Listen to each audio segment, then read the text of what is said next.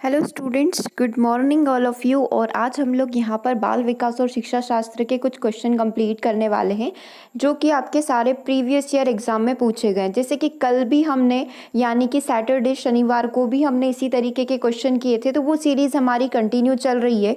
तो आज के सेशन की हम लोग शुरुआत कर रहे हैं। उससे पहले यदि आप हमारे पेड कोर्स ज्वाइन करना चाहते हैं जिसमें आपको बाल विकास पूरा पढ़ाया जाएगा, तो उसके लिए आप हमें 8770803840 पर व्हाट्सएप करके कोर्स की सारी डिटेल प्राप्त कर सकते हैं। ठीक है, किस तरीके से आपको कोर्स मिलेगा, क्लासेस आपको कैसे मिलेगी, पीडीएफ आपको कैसे मिलेगी, सारी डिटेल आपको यहाँ पर दे दी जाएगी। ठीक है, और यदि आप पूरा एमपीटेट का कोर्स ज्वाइन करना चाहते हैं, टेस्ट सीरीज ज्वाइन करना चाहते हैं, तो आप इसी नंबर पर संपर्क करके सारी डिटेल को प्राप्त कर सकते हैं। ठीक है, कोर्स में आपको चैप्टर वाइज सारी चीज़ें यहाँ पर कंप्लीट करवाई जाएगी। जैसा आपका सिलेबस दिया हुआ है सीटेट एमपीटेट का, वैसे ही पूरा चैप्टर वाइज आपको यहाँ पर एक एक टॉपिक विद प्रैक्टिस क्वेश्चंस यहाँ पर तैयारी करवाई जाती है। तो सबसे पहला क्वेश्चन जैसा कि आप स्क्रीन पर देख पा रहे हैं, बच्चों के मूल्यांकन के लिए निम्नलिखित में से कौन से कारण होना चाहिए। हम जब बच्चों का मूल्यांकन कर रहे होते हैं तो हम कैसे करते हैं, क्या कारण होते हैं, ये चीज़ आपसे यहाँ पर पूछी गई है।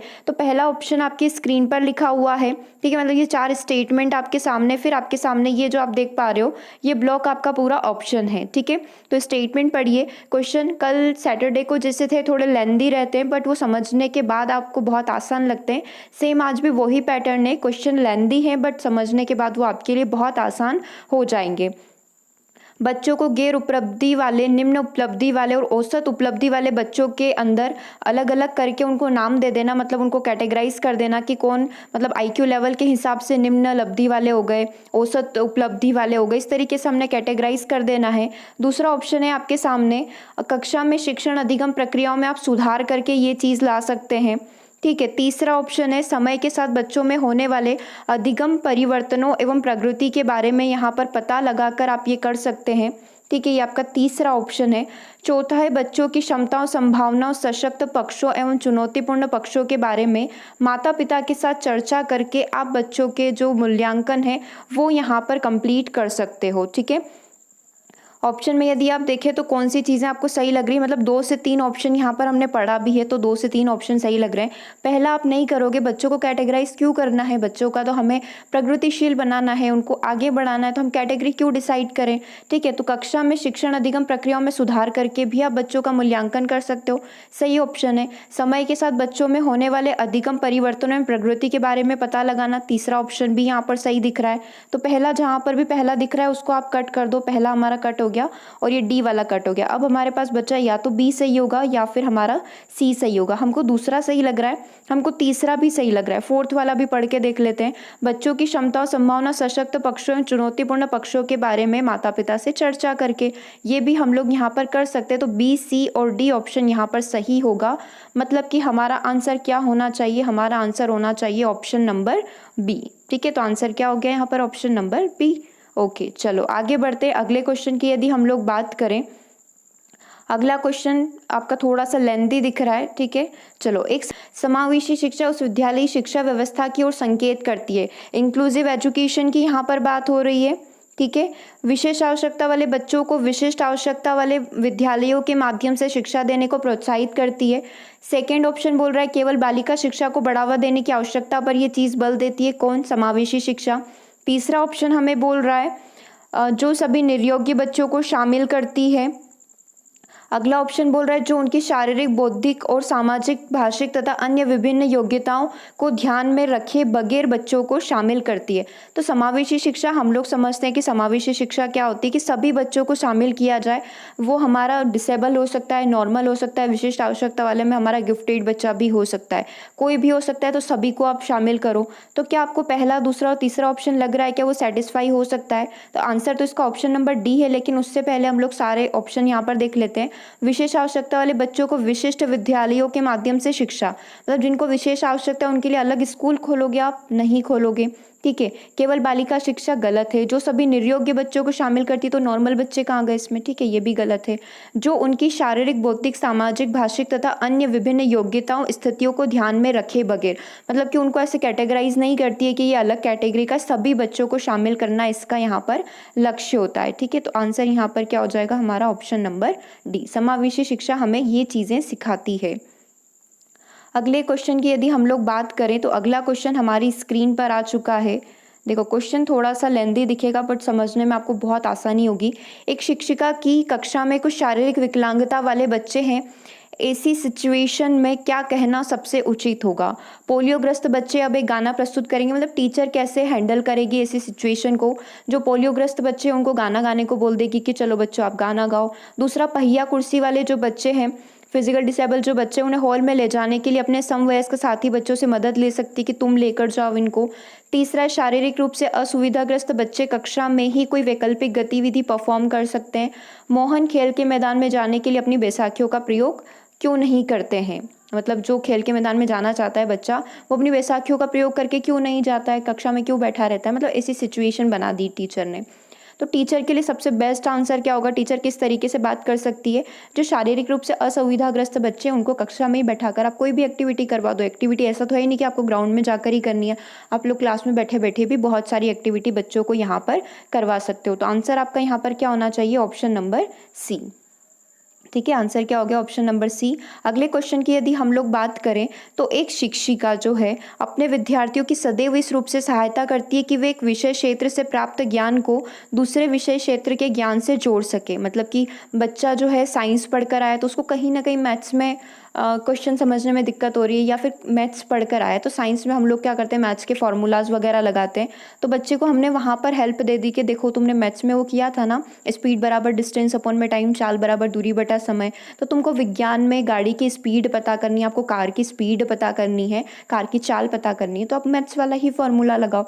तो ऐसे क्या हो रहा है, टीचर क्या कर रही है, जो सब्जेक्ट है, जो विषय हैं उनको इंटरकनेक्ट कर रही है, उनको जोड़ना चाहती है ताकि बच्चे को आसानी हो। तो यहाँ पर टीचर किस चीज़ को बढ़ावा देना चाहती है, पुनर्बलन को, रेनफोर्समेंट को। दूसरा ऑप्शन है ज्ञान के सहसंबंध एवं अंतरण को, व्यक्तित्व भिन्नता को, या फिर शिक्षार्थी स्वायत्ता को। तो आंसर क्या हो जाएगा, ज्ञान के सहसंबंध एवं अंतरण को टीचर यहाँ पर बढ़ावा देना चाहता है। सहसंबंध मतलब वही कोरिलेशन इस्टेब्लिश करना चाहती है। तो आंसर यहाँ पर क्या हो गया, ऑप्शन नंबर बी। अच्छा, एक चीज़ और मैं आपको बताना भूल गई कि आपका संस्कृत का पहला वीडियो आ चुका है, ठीक है। जिन भी स्टूडेंट्स ने संस्कृत का है, जिन भी स्टूडेंट को संस्कृत का वीडियो नहीं मिल पाया है, क्योंकि वो कल ही अपलोड हो गया था, कल 6 PM पर न्यू चैनल पर। तो यदि आप संस्कृत पढ़ना चाहते हैं, आपका मेन सब्जेक्ट यदि संस्कृत है और आपको वीडियो अभी तक नहीं मिल पाया, तो आप 8770803840 पर मैसेज करके लिंक वहाँ से प्राप्त कर सकते हैं, या फिर डिस्क्रिप्शन में आप जाकर देखेंगे, वहाँ पर लिखा हुआ है संस्कृत क्लास का, संस्कृत की पहली क्लास करके, वहाँ जाकर आप उस लिंक के थ्रू वीडियो पर जा सकते हैं, ठीक है। क्योंकि संस्कृत भी अब हम लोगों ने स्टार्ट कर दी है, तो आप चाहें तो संस्कृत पढ़ सकते हैं। और प्रीवियस ग्रेड 1 ग्रेड 2 के हम लोग सारे पेपर वहाँ पर लगा रहे हैं, प्रीवियस सीटेड पेपर वहाँ पर अब स्टार्ट हो जाएंगे। तो सारी प्रिपरेशन हम लोगों के द्वारा आपको करवाई जा रही है, तो आप यदि उनका लाभ लेना चाहते हैं तो आप मैसेज कर सकते हैं, ठीक है। चलो अगले क्वेश्चन पर यदि हम लोग बढ़ें, अगला क्वेश्चन हमें बोल रहा है, निम्नलिखित में से कौन सा कथन सबसे बेहतर ढंग से वर्णन करता है कि कक्षा में बच्चों को प्रश्न पूछने के लिए क्यों प्रोत्साहित करना चाहिए। हर एक मेथड जो है, हम लोग शिक्षण विधियाँ पढ़ते हैं, teaching methods, teaching techniques, teaching maxims पढ़ते हैं, शिक्षण सूत्र पढ़ते हैं, तो उसमें सभी में बोला जाता है कि जितने ज़्यादा बच्चे प्रश्न पूछेंगे उतने ही ज़्यादा उनके ज्ञान का विस्तार होगा। तो क्यों, ऐसा क्यों, आप बताओ। प्रश्न बच्चों की जिज्ञासा को बढ़ाता है। जिन बच्चों के बारे में जिन विषयों के बारे में बच्चे नहीं जानते, उनके बारे में विचार करवाकर उन्हें यह महसूस करवाया जाता है कि उनमें बुद्धि की कमी है। प्रश्न जो है अन्योन्य क्रिया के द्वारा अधिगम को आगे बढ़ाते हैं तथा संकल्पनात्मक स्पष्टता की दिशा में आगे बढ़ते हैं, ठीक है। अगला ऑप्शन हमें बोल रहा है, अगला ऑप्शन क्या बोल रहा है कि बच्चों को अपने भाषा कौशल के अभ्यास की आवश्यकता होती है, इसलिए हम लोग उन्हें प्रश्न पूछने के लिए प्रोत्साहित करते हैं। तो आपको कौन सा सही लग रहा है कि कौन सा आंसर यहाँ पर होना चाहिए। देखो क्वेश्चन क्या बोल रहा था, आप चाहे तो एक बार और पढ़ सकते हैं। प्रश्न पूछने के लिए प्रोत्साहित करने की बात हो रही है कि प्रश्न पूछना चाहता है बच्चा, ठीक है, तो आप उसको प्रोत्साहन देना चाहते हैं, तो इससे बच्चों की जिज्ञासा बढ़ेगी या फिर उनमें बुद्धि की कमी होगी, इसके लिए आप प्रश्न पूछवाना चाह रहे हो, या फिर प्रश्न जो है अन्योन्य क्रिया के द्वारा अधिगम को आगे बढ़ाएंगे तथा संकल्पनात्मक स्पष्टता की दिशा में बढ़ते हैं। तो यही आंसर लग रहा है, क्योंकि अधिगम यानी कि लर्निंग प्रोसेस को आगे बढ़ाने के लिए हम लोग क्या करते हैं, प्रश्न पूछते हैं। और भाषा कौशल में अभ्यास की आवश्यकता होती है, ये भी सही है, लेकिन हमको यहाँ पर बेस्ट आंसर चूज करना है, क्योंकि ऑप्शन नहीं है कि ए और बी सही है, बी और सी सही है इस तरीके से। तो सबसे बेस्ट सुटेबल आंसर ये लग रहा है कि प्रश्न अन्योन्य क्रिया के द्वारा, जब आपसी उनके बीच में बातचीत होगी, डिस्कशन होगा, उसके द्वारा अधिगम को आगे बढ़ाएंगे तथा संकल्पनात्मक स्पष्टता की दिशा में बच्चा यहाँ पर आगे बढ़ेगा। ठीक है, आंसर हो जाएगा इसका ऑप्शन नंबर सी। अगले क्वेश्चन की यदि हम लोग बात करें, कक्षा में विद्यार्थी प्रश्न पूछते हैं, उन्हें कक्षा के बाद शिक्षक से मिलने की सलाह दी जानी चाहिए कि आप कक्षा के बाद टीचर से मिल लो। दूसरा है, कक्षा चर्चा में भाग लेने के लिए प्रोत्साहित करना चाहिए, लगातार प्रश्न पूछने के लिए उन्हें प्रोत्साहित करना चाहिए, स्वतंत्र रूप से उत्तर ढूंढने के लिए उन्हें प्रोत्साहित करना चाहिए। तो हम लोग बच्चों के साथ यदि बच्चे हमसे प्रश्न पूछ रहे हैं, सबसे पहले तो हमने देखा प्रश्न पूछने का रीज़न क्या है। ठीक है, अगर बच्चे अब प्रश्न पूछना स्टार्ट हो गए तो आप क्या करोगे, उन्हें और ज़्यादा प्रोत्साहित करोगे कि आप ज़्यादा से ज़्यादा क्या करो, प्रश्न पूछो। ठीक है, क्योंकि प्रश्न पूछने की बात हो रही तो आप चर्चा वाला आंसर नहीं कर कर आएंगे, आप ये कर कर आएंगे कि लगातार उन्हें प्रश्न पूछने के लिए प्रोत्साहित करना चाहिए कि हाँ आप और ज़्यादा यहाँ पर प्रश्न पूछ सकते हो। जब बच्चा प्रश्न पूछे तो एट ए टाइम आपको उसका क्या करना होगा, सॉल्यूशन यहाँ पर देना होगा, समाधान यहाँ पर बच्चों को देना होगा। तो आंसर यहाँ पर क्या हो जाएगा, ऑप्शन नंबर सी। ठीक है, चलो अगले क्वेश्चन पर मूव करें। अगला क्वेश्चन हमें क्या बोल रहा है, अब सबसे पहले तो आपको ब्लैंक दिया हुआ है। ठीक है, मतलब यहाँ पर आपके 4 ऑप्शन में से कुछ फिल होना होगा। को अनुप्रेरित शिक्षण में एक संकेत के रूप में विवेचित किया जाता है। किसको, कक्षा में अधिगम उपस्थिति को, शिक्षक के द्वारा दिए गए उपचारात्मक कार्य को, तीसरा ऑप्शन हमें बोल रहा है विद्यार्थियों के द्वारा प्रश्न पूछना, या फिर कक्षा में पूर्ण नीरसता। देखो नीरसता वो होती है कि बच्चों को बिल्कुल इंटरेस्ट ही नहीं आ रहा है क्लास में, वो होती है नीरसता।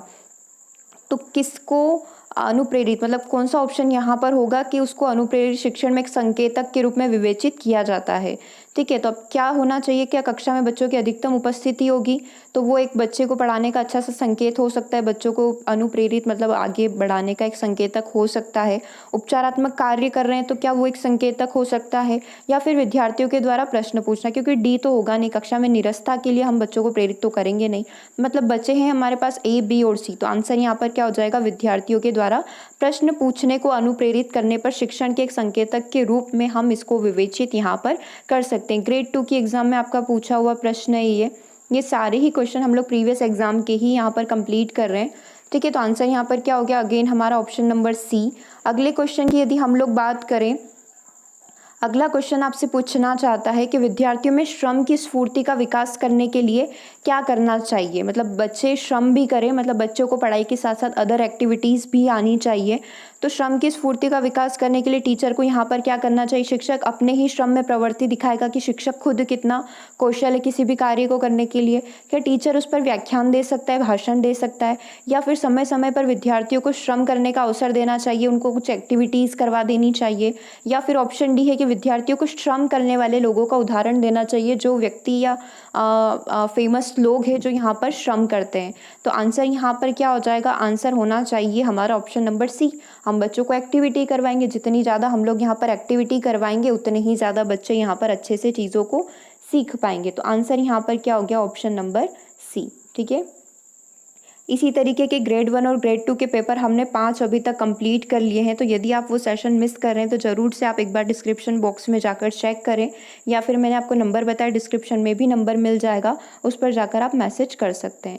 चलो, एक शिक्षिका अपने आप में कभी भी प्रश्नों के उत्तर नहीं देती है। टीचर होते हैं कि वो कभी भी डायरेक्टली क्वेश्चन का आंसर नहीं देते हैं, वो अपने विद्यार्थियों को उत्तर देने के लिए समूह चर्चा करती है, सहयोगात्मक अधिगम करते हैं, अपनाने के लिए अधिगम अपनाने के लिए प्रोत्साहित करते हैं, या उपागम किस सिद्धांत पर आधारित है। सीधी सी बात है कि टीचर प्रश्नों के उत्तर नहीं दे रही है, मतलब इनडायरेक्टली वो आपको हिंट दे रही होगी। ठीक है, कल भी संस्कृत में सेम ही क्वेश्चन हमने किया था कि यहाँ पर एक मेथड हमने पढ़ी थी, प्रवचन विधि, जिसमें क्या किया जाता है, पद्य पढ़ाने के लिए क्या किया जाता है, हिंट दी जाती है। डायरेक्टली किसी भी शब्द का अर्थ ना बताते हुए वहाँ पर समानार्थी शब्द बता दिए जाते हैं। तो सेम आपका टॉपिक यही बोल रहा है कि टीचर डायरेक्ट आंसर नहीं करता है, वो एक कुछ अलग तरीके अपनाता है, चर्चाएं करता है, अधिगम अपनाने के लिए बच्चों को मदद करता है। तो ये चीज़ किस चीज़ को शो कर रही है, किस पॉइंट को शो कर रही है क्या ये अनुदेशनात्मक सामग्री के उचित संगठन को शो कर रही है। अच्छा उदाहरण प्रस्तुत करना और भूमिका प्रतिरूप बनाना, मतलब टीचर की अच्छी सी भूमिका बन जाए, अच्छी सी टीचर फेमस हो जाए। तीसरा, सीखने की तत्परता को या फिर सक्रिय भागीदारिता को ये चीज़ यहाँ पर शो कर रही है। तो ये क्या है, बच्चे ज़्यादा से ज़्यादा उस चीज़ के अंदर क्या पढ़ पाएंगे, अच्छे से ज़्यादा भागीदारिता निभा पाएंगे, अच्छे से चीज़ों को एक्टिव रहकर सीख पाएंगे। तो ये सक्रिय भागीदारिता को यहाँ पर शो करेगी। तो आंसर यहाँ पर क्या हो जाएगा हमारा ऑप्शन नंबर डी। ये चीज़ हमारी सक्रिय भागीदारिता को शो करती है। ठीक है, चलो आगे बढ़ते हैं अगले क्वेश्चन पर। यदि हम लोग मूव करें, इसका आंसर ऑप्शन नंबर डी है।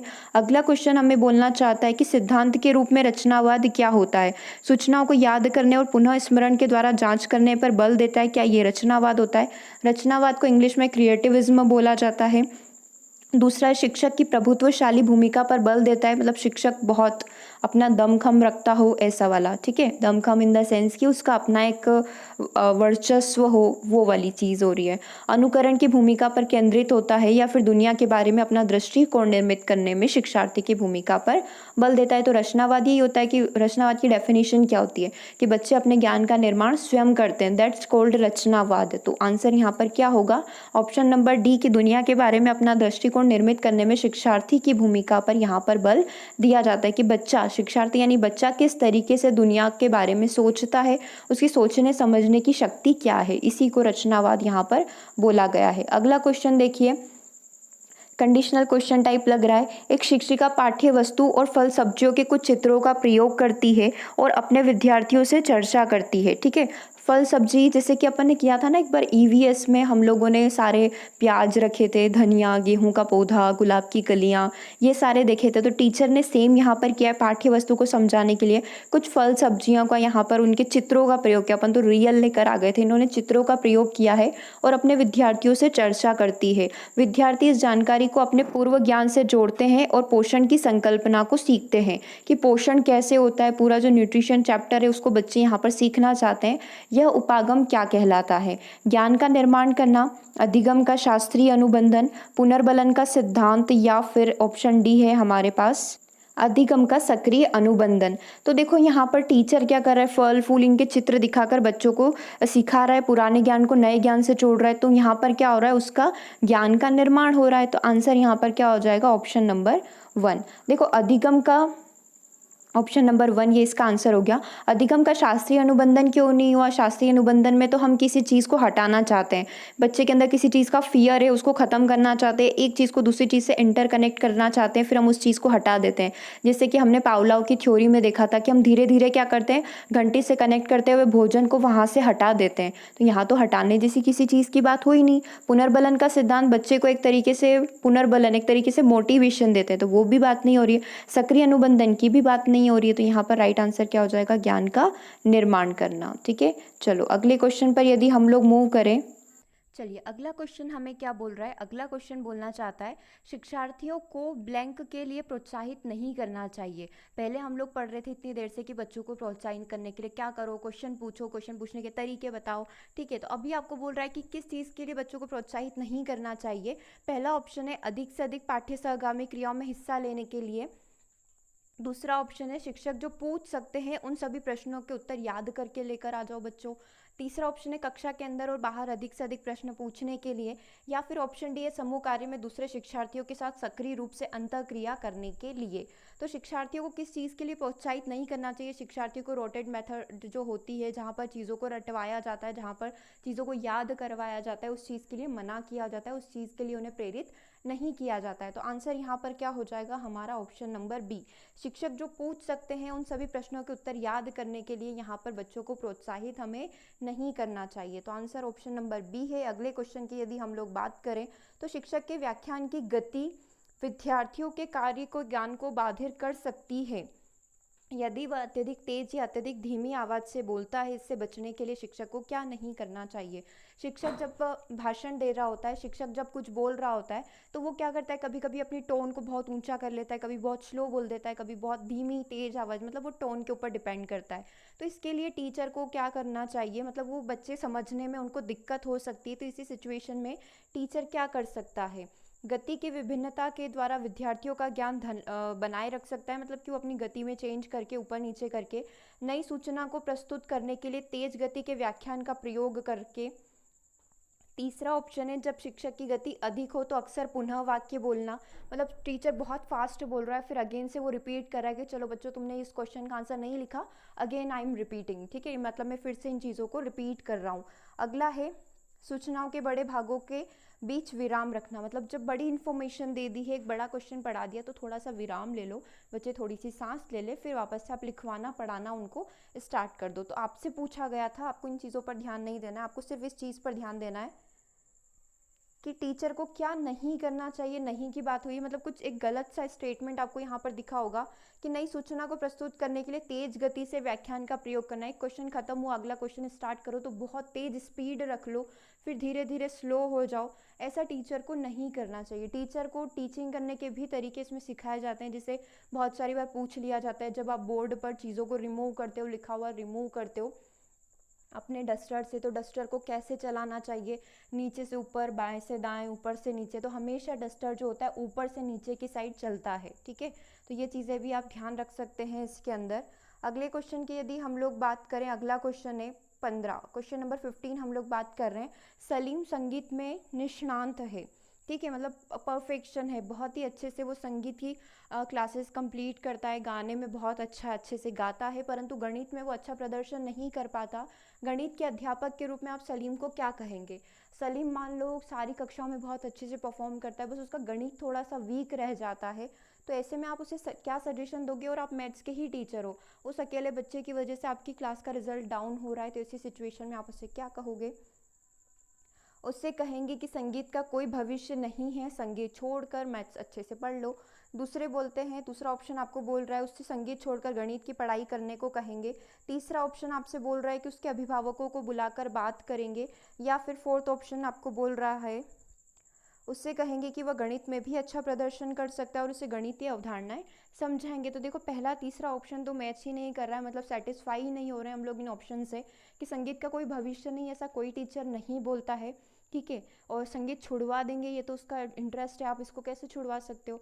तो ये भी कोई सेटिस्फाई नहीं हो रहा है। अभिभावकों को बुलाकर कंप्लेन ही कर दो, ये बात तो बिल्कुल ही गलत होगी। बच्चे चोरी भी करते तब भी हम पेरेंट्स को नहीं बुलाते, टीचर खुद से सिचुएशन को हैंडल करने का ट्राई करता है, ठीक है। तो अभिभावक को बुला के बच्चों को पिटवाना बहुत गलत बात हो जाती है, तो तीसरा भी यहाँ पर गलत है। फोर्थ ऑप्शन यहाँ पर सही है कि ठीक है आपकी संगीत में रुचि है, लेकिन आप गणित को भी समझिए, कहीं ना कहीं ये आपकी रियल लाइफ में बहुत काम आने वाला है, तो उसको थोड़ा सा समझाकर, गणितीय अवधारणाएं समझाकर गणित पढ़ाने का प्रयास आप कर सकते हैं। तो आंसर यहाँ पर हो जाएगा हमारा ऑप्शन नंबर डी। ओके, चलिए, तो आज के सेशन में हम लोगों ने 15 क्वेश्चन कंप्लीट किए। इसी तरीके से 15 क्वेश्चन का एक इंटरेस्टिंग टॉपिक पर हम लोग कंप्लीट करने वाले हैं। तो जिन भी स्टूडेंट्स ने प्रीवियस सेशन नहीं देखे, आप प्लेलिस्ट को विजिट करते रहें, सेशंस देखते रहें, और चैप्टर वाइज कोर्स कंप्लीट करना चाहते हैं तो मैंने आपको नंबर बताया है, आप उस पर मैसेज करके देख सकते हैं। और प्रीवियस क्लासेस कल इवनिंग की क्लास यदि आप देखना चाहते हैं, डिस्क्रिप्शन बॉक्स में जाकर लिंक पर क्लिक करेंगे, आप प्रीवियस क्लास आसानी से देख पाएंगे। ओके, सेशन को देखने के लिए thank you very much. Comment करके बताइएगा कि सेशन आपको कैसा लगा।